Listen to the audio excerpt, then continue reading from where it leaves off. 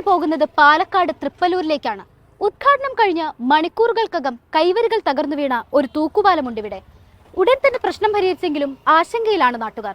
പാലം നിർമ്മാണത്തിന് പിന്നിൽ വൻ അഴിമതിയെന്നാണ് പ്രതിപക്ഷ പാർട്ടികളുടെ ആരോപണം.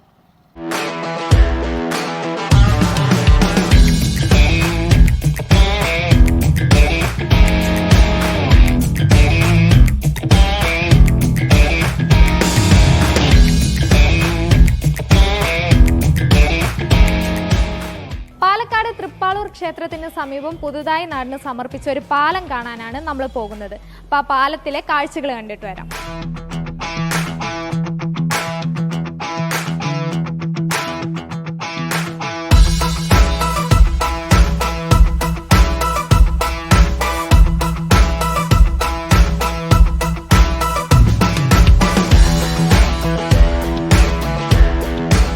ഇതാണ് നമ്മൾ പറഞ്ഞ പാലം.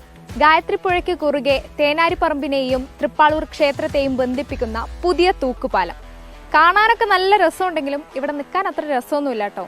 എന്താന്നല്ലേ, കുറച്ച് വിഷ്വൽസ് കാണിച്ചു തരാം.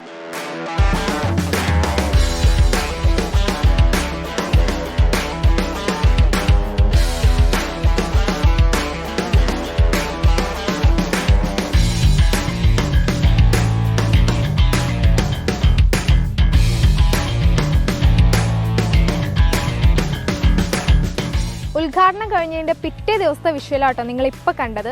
അതായത് ഉദ്ഘാടനം കഴിഞ്ഞതിൻ്റെ പിറ്റേ ദിവസം തന്നെ പാലം തകർന്നു. സംഭവം എന്തായാലും വാർത്തയായതോടുകൂടി ചെറിയ ചില മാറ്റങ്ങളൊക്കെ ഇവിടെ വരുത്തിയിട്ടുണ്ട്. എന്താണെന്ന് നോക്കാം.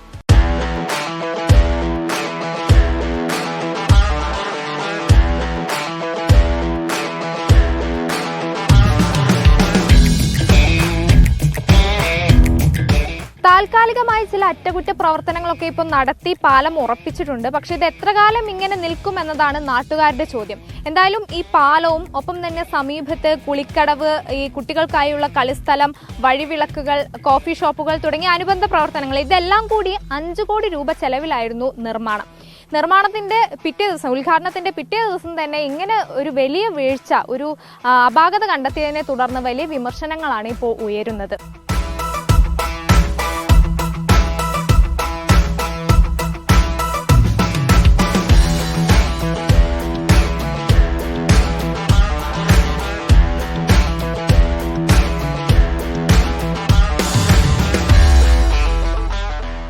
തൂക്കുപാലത്തിന്റെ കൈവരികളുടെ വെൽഡിങ്ങിലായിരുന്നു കാര്യമായ പ്രശ്നം ഉണ്ടായിരുന്നത്. ഇതാണ് തകർന്നിരുന്നത് ആദ്യഘട്ടത്തിൽ. എന്തായാലും MLA നിർദ്ദേശപ്രകാരം ഈ ബജറ്റ് ഫണ്ട് ഉപയോഗിച്ചുള്ള നിർമ്മാണം രാധാകൃഷ്ണൻ MP ആണ് ഉദ്ഘാടനം ചെയ്തത്.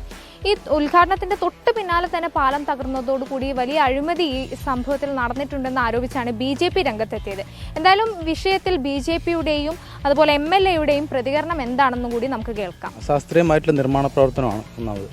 പിന്നെ ഈ 5 കോടി എന്ന് പറയുന്നതിന് അതിൽ തന്നെ നമുക്ക് മനസ്സിലാക്കാൻ കഴിയും നല്ലൊരു രീതിയിലുള്ള അഴിമതിയാണ് ഇവിടെ നടന്നിട്ടുള്ളത്.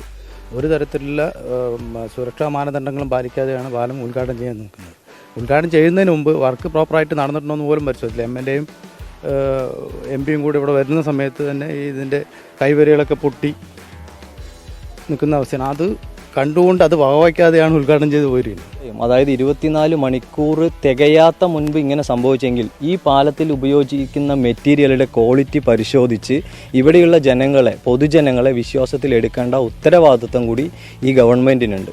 ഹലോ, തൃപ്പാളൂർ ക്ഷേത്രത്തിന് മുമ്പിൽ ഇപ്പോൾ സ്ഥാപിച്ചിട്ടുള്ള കേരള സർക്കാരിന്റെ സഹായത്തോടുകൂടി 5 കോടി രൂപ ചെലവഴിച്ച് സ്ഥാപിച്ച തൂക്കുപാലവും അനുബന്ധ പ്രവൃത്തികളും അതിന്റെ നിർമ്മാണം പൂർത്തീകരണ ഘട്ടത്തിലാണ്, പൂർത്തീകരിക്കപ്പെട്ടിട്ടില്ല.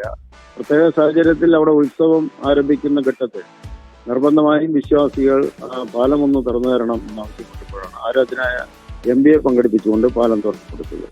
അതിനിടയിൽ ഈ നിർമ്മാണം പൂർത്തീകരിക്കുന്നതിന് മുൻപ് അവിടെ ഉണ്ടായ ചില പ്രശ്നങ്ങളുണ്ട്. പക്ഷെ അവിടുത്തെ വിശ്വാസികളെ സംബന്ധിച്ച്, ആ നാട്ടുകാരെ സംബന്ധിച്ച് അവർക്ക് ഒരു തരത്തിലുമുള്ള അങ്കലാപ്പമില്ല. അവർക്ക് നേരിട്ട് ആ നിർമ്മാണത്തെ അറിയാവുന്നതാണ്.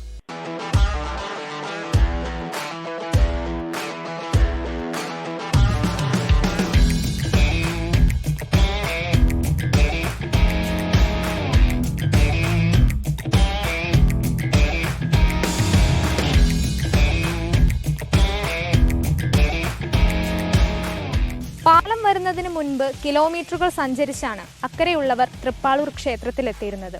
എന്തായാലും ഏറെ നാളത്തെ ആവശ്യത്തിന് പുറകെ പാലം വന്നതോടുകൂടി ആശ്വാസമായെങ്കിലും ഒപ്പം ഒരുപാട് ആശങ്കകൾ ഉയരുന്നു എന്നതാണ് നാട്ടുകാർ പറയുന്നത്.